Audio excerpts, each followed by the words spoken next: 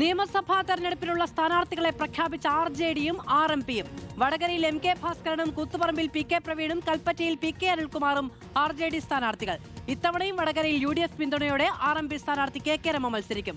കൊടുവള്ളിയിൽ RJD നേതാവായിരുന്ന സലീം മടവൂർ ഇടത് സ്വതന്ത്രൻ. അധിക സീറ്റ് ആവശ്യവും പാർട്ടിക്കുള്ളിലെ തർക്കവും മൂലമായിരുന്നു RJD സ്ഥാനാർത്ഥി പ്രഖ്യാപനം നീണ്ടുപോയത്.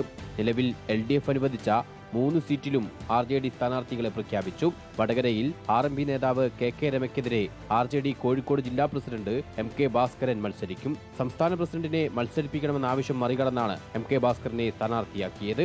കൂത്തുപറമ്പിൽ MLA ആയിരുന്ന KP മോഹനന്റെ സഹോദരപുത്രൻ PK പ്രവീണാണ് സ്ഥാനാർത്ഥി. കൽപ്പറ്റയിൽ തുടർച്ചയായി മത്സരിച്ചു വന്ന MV ശ്രേയംസ്കുമാർ ഇത്തവണ മത്സരത്തിലില്ല. പകരം RJD സംസ്ഥാന കമ്മിറ്റി അംഗം PK അനിൽകുമാർ ജനവിധി തേടും. ഞാൻ പറഞ്ഞ 4 തവണ മത്സരിച്ചതാണ്. പിന്നെ ഈ പാർട്ടിയിൽ മറ്റുള്ളവർക്കും അവസരങ്ങൾ ലഭിക്കണം.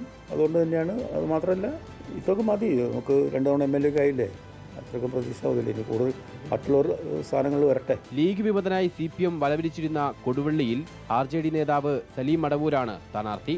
ഇടതു സ്വതന്ത്രനായാണ് സലീം മടവൂർ മത്സരിക്കുക. സലീം മടവൂരിന് മത്സരിക്കാൻ RJD സംസ്ഥാന നേതൃത്വം അനുമതി നൽകി.